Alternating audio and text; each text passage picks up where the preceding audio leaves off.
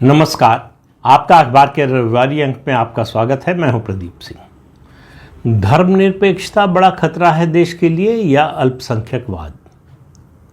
अब इन दोनों के अंतर को समझना पड़ेगा कि कौन सा बड़ा खतरा है। इसके लिए समझने के लिए मुझे लगता है एक रिपोर्ट इस मामले में बड़ी महत्वपूर्ण भूमिका अदा करती है।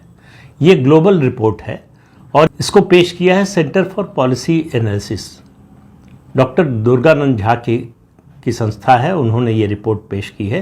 इसमें 110 देशों का अध्ययन किया गया है। वैसे तो इस तरह की ग्लोबल रिपोर्ट्स आती रहती हैं, लेकिन वो रिपोर्ट्स, डॉक्टर झा का कहना है कि ये रिपोर्ट्स ज़्यादातर एजेंडा ड्रिवन होती हैं, भारत के खिलाफ होती हैं।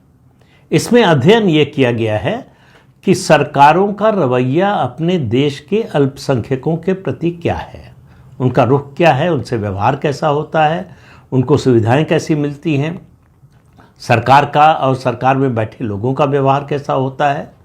इसका अध्ययन किया गया है और भारत को इस मामले में पहले नंबर पर रखा है कि भारत में अल्पसंख्यकों के साथ जितना अच्छा व्यवहार होता है दुनिया के और किसी देश में नहीं होता।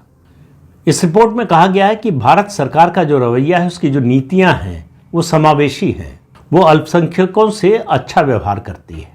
उनका कहना है कि जो दूसरी रिपोर्ट्स होती हैं, ग्लोबल रिपोर्ट्स होती हैं, उनसे ये रिपोर्ट अलग है क्योंकि वो दूसरी रिपोर्ट, जैसा मैंने कहा, कि एजेंडा ड्रिवन होती हैं और ईसाई देशों में क्या हो रहा है उसको इग्नोर करती हैं, उसकी ओर से आंखें बंद कर लेती हैं। फोकस होता है भारत पर, एशियाई देशों पर, अफ्रीकी देशों पर। दुर्गानंद झा का मानना है कि भारत अपने अल्पसंख्यकों से अच्छा व्यवहार करता है, लेकिन उसे अपनी अल्पसंख्यक नीति पर पुनर्विचार करना चाहिए, उसको ज़्यादा तार्किक बनाना चाहिए। और वो क्यों कह रहे हैं ऐसा, ये भी आगे बात करते हैं। पहली बात तो वो कहते हैं कि अगर ऐसा नहीं किया गया तो भविष्य में सामाजिक टकराव बढ़ने की आशंका हो जाएगी। मेरा कहना है कि भविष्य में नहीं, वर्तमान में ही सामाजिक टकराव की स्थिति आ गई है और वो जगह जगह अलग अलग शहरों में दिखाई दे रहा है। ये रिपोर्ट कहती है कि भारत में अल्पसंख्यकों की स्थिति बहुसंख्यकों से बेहतर है, अच्छी है। और कारण भी बताते हैं कि कारण ये है कि अल्पसंख्यकों के लिए विशेष प्रावधान किए गए हैं, उनको ज़्यादा सुविधा दी गई है, जो सुविधा बहुसंख्यकों को नहीं मिलती। और फिर एक बड़ी टिप्पणी करते हैं कि सरकार सेक्युलर नहीं है। वो कहते हैं कि सेक्युलरिज्म माइनॉरिटीज़म नहीं है, यानी धर्मनिरपेक्षता अल्पसंख्यकवाद नहीं है। उनका सेकुलरिज्म के नाम पर इतने बुरे काम किए गए हैं कि सेकुलरिज्म शब्द अब एक गाली बन चुका है। अब इसका उदाहरण देने के लिए कि भारत की अल्पसंख्यक नीति को तार्किक बनाने की ज़रूरत क्यों है, भारत की अल्पसंख्यक नीति गलत क्यों है, वो बजट का उदाहरण देते हैं। 2021-22 के बजट का, अल्पसंख्यक मंत्रालय को जो बजट दिया गया 2021-22 में, वो देश के वाणिज्य मंत्रालय, कॉमर्स मिनिस्ट्री से ज़्यादा था। इतना ही नहीं, देश के 34 विभागों, 34 डिपार्टमेंट से ज़्यादा बड़ा बजट अल्पसंख्यक मंत्रालय को दिया गया। अल्पसंख्यक मंत्रालय का बजट संस्कृति मंत्रालय से 1.79 गुना ज़्यादा है। इसके अलावा खेल और युवा मामलों के मंत्रालय से 1.85 गुना ज़्यादा है। आप अंदाज़ा लगाइए अल्पसंख्यक मंत्रालय को कितना पैसा मिल रहा है। इसके अलावा वो कहते हैं कि शिक्षा मंत्रालय भी अपने बजट में से अल्पसंख्यकों के लिए खर्च करता रहता है। कई राज्यों में भी अल्पसंख्यक विभाग हैं, हमारा ख्याल ज़्यादातर राज्यों में है। फिर वो समस्या की ओर इशारा करते हैं। वो कहते हैं समस्या बजट नहीं है कि कितना बजट दिया गया, कितने गुना दिया गया, किस विभाग के बराबर या किस विभाग से ज़्यादा। समस्या है इसके इस्तेमाल, जो कि वो कहते हैं उद्देश्यहीन है। पहले तो तय करना पड़ेगा कि इस बजट को खर्च करने का या इस विभाग को बनाए रखने का या इसका उद्देश्य क्या है, किस मद में, किस उद्देश्य से इसको खर्च किया जाना चाहिए। वो कहते हैं कि ये इन प्रयासों का असल में उद्देश्य क्या है, ये तो स्पष्ट होना चाहिए। तो दो बातें कहते हैं एक उद्देश्य जो मुझे लगता है होना चाहिए और सभी लोग मानेंगे कि होना चाहिए, कि इनको मुख्य धारा में लाया जाए। मुख्य धारा में लाया जाए, स्थिति ये होनी चाहिए कि किसी को किसी से समस्या ना हो, इससे समाज में समरसता बनी रहेगी। ये तभी संभव है जब समुदाय विशेष को विशेष लाभ न दिया जाए। लेकिन वो कहते हैं कि दूसरा जो उद्देश्य दिखाई देता है वो ऐसा लगता है कि जैसे अल्पसंख्यकों की विशिष्ट पहचान बनाए रखने के लिए ये बजट खर्च किया जा रहा है। तो आप तय कर लीजिए, इन्हें मुख्यधारा में लाना चाहते हैं या इनकी विशिष्ट पहचान को बनाए रखने में, उसको मजबूत करने में सरकारी पैसे का इस्तेमाल कर रहे हैं, लोगों के टैक्स के पैसे का इस्तेमाल हो रहा है। और उसके साथ वो अगली जो बात कहते हैं वो बड़ी महत्वपूर्ण है। वो कहते हैं कि भारत में ये स्पष्ट नहीं है कि धर्म और मजहब व्यक्तिगत अधिकार है या सामूहिक अधिकार। अदालतों में भी इस मामले में भ्रम है। संविधान व्यक्तिगत अधिकार को मान्यता देता है और व्यक्तिगत अधिकार ही होना चाहिए जो संविधान कहता है। लेकिन जैसे ही आप अल्पसंख्यक कहते हैं, ये अधिकार सामूहिक हो जाता है और अदालतों की स्थिति और खराब है। वो धर्म और मजहब को व्यक्तिगत और सामूहिक दोनों मानते हैं। अब ये कैसे हो सकता है? ये मैं सवाल उठा रहा हूं, उन्होंने नहीं सवाल उठाया। और उनकी टिप्पणी है कि भारत में जो नीतियां बनती हैं वो भावनात्मक आधार पर बनती हैं, दूर की सोच, दूरगामी सोच के आधार पर नहीं बनाई जाती कि इनका नतीजा क्या होगा, भविष्य में इसका असर क्या होगा, ये सब नहीं सोचा जाता। कहते हैं इस तरह की रिपोर्ट्स की सबसे बड़ी कमजोरी ये है कि वो सभी धर्मों मजहबों को बराबर मानकर चलती है। और मैं कह रहा हूं कि ऐसा तो है नहीं, ऐसा हो ही नहीं सकता है। धर्म और मजहब अलग अलग हैं। धर्म एक ही है, सनातन। मजहब कई हैं, जिनमें से मुख्य रूप से इस्लाम और ईसाई मजहब है। और फिर वो जो ग्लोबल रिपोर्ट्स आती हैं उनके बारे में टिप्पणी करते हैं। वो कहते हैं कि ये ग्लोबल रिपोर्ट्स ये नहीं बताती कि सरकारों का, अलग अलग देशों की सरकारों का अपने देश के अल्पसंख्यकों के प्रति रवैया क्या है, व्यवहार क्या है, उनकी नीतियां क्या है। ये इंटरनेशनल रिलीजियस फ्रीडम इसकी बात करते हैं और इसके आधार पर केवल एशियाई और अफ्रीकी देशों का अध्ययन करते हैं और उसके आधार पर ये निष्कर्ष निकालते हैं कि इन देशों में अल्पसंख्यकों को धार्मिक स्वतंत्रता नहीं है। अब ये निष्कर्ष क्यों निकाला जाता है, ये क्यों कहा जाता है?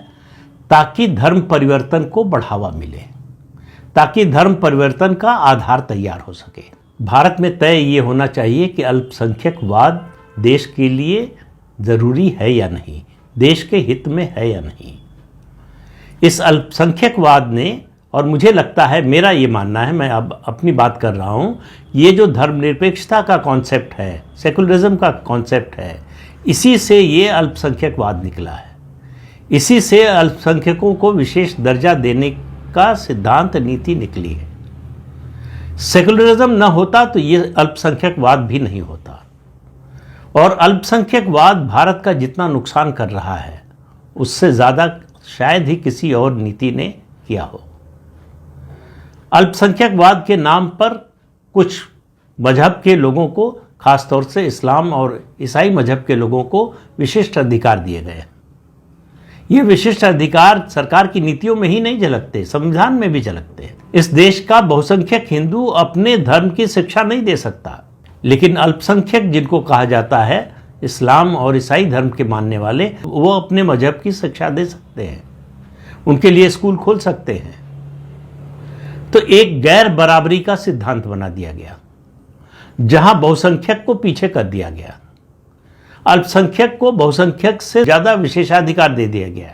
उसका नतीजा आप देख रहे हैं, देश की डेमोग्राफी जिस तरह से बदल रही है, धर्म परिवर्तन का सिलसिला जिस तरह से तेज हो रहा है।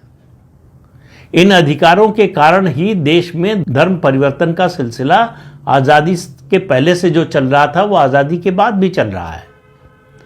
तरह तरह की घटनाएं सामने आ रही हैं, तरह तरह के कांड सामने आ रहे हैं कि किस तरह से बड़े पैमाने पर धर्म परिवर्तन का रैकेट चलाया जा रहा है। उसके लिए विदेशों से फंडिंग आ रही है, उसमें कई राज्य सरकारें शामिल हैं, उसमें कई पार्टियों के नेता शामिल हैं। इन मजहबों के जो मजहबी गुरु हैं वो तो शामिल हैं ही, वही धर्म परिवर्तन कराते हैं, उसका आधार बनाते हैं और उनके खिलाफ जब कार्रवाई होती है तो अल्पसंख्यकवाद का सहारा लेते हैं और कहते हैं कि अल्पसंख्यकों पर अत्याचार हो रहा है, उनके साथ भेदभाव हो रहा है। तो उनके हिसाब से भेदभाव न होने का आधार ये है कि उनको धर्म परिवर्तन की पूरी छूट मिले, खुली छूट मिले। देश में अब जाकर चेतना आई है। 15 अगस्त को प्रधानमंत्री ने जो घुसपैठ की बात की है, जो डेमोग्राफी में चेंज हो रहा है उसकी बात की है। पूरी सरकार बोल रही है कि ये डेमोग्राफिक चेंज केवल आबादी में परिवर्तन नहीं कर रहा है, ये देश की एकता अखंडता के लिए खतरा बन रहा है, देश की सुरक्षा के लिए खतरा बन रहा है। तो सवाल यह है कि अल्पसंख्यक मंत्रालय होना ही क्यों चाहिए?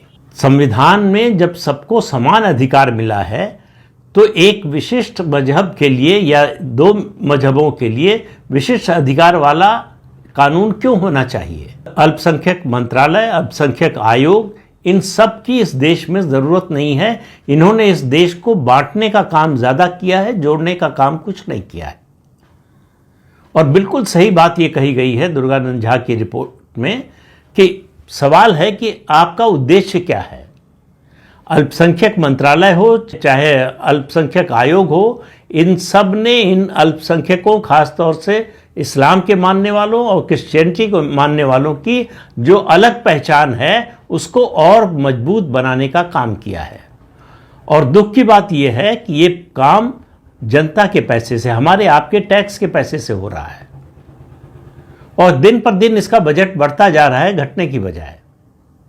कोई इस बात की समीक्षा करने को तैयार नहीं है कि इस विभाग के बनाने से, इस आयोग के बनाने से देश का क्या फायदा हुआ, सामाजिक समरसता में इसका कितना योगदान है, विभिन्न समुदायों को करीब लाने में इसका कितना बड़ा योगदान है, समाज में वैमनस्य न बढ़े इसमें कितना योगदान है। आज हम जो कुछ देख रहे हैं सड़कों पर जो हो रहा है देश के कई राज्यों में, लव मोहम्मद के नाम पर जो अभियान चलाया जा रहा है वो दरअसल समाज को तोड़ने का काम हो रहा है, समाज में सांप्रदायिक वैमनस्य पैदा करने के लिए हो रहा है। और वो इसलिए संभव हो पा रहा है क्योंकि हमने पिछले 78-79 सालों में ये अल्पसंख्यकवाद की नीति को और ताकतवर बनाया है। मैंने पिछले अपने एक वीडियो में कहा था, जिसमें पंकज सक्सेना की किताब का जिक्र किया था, कि दुनिया में 120 ईसाई धर्म को मानने वाले देश हैं, 57 इस्लाम को मानने वाले देश है, इस्लामी देश है।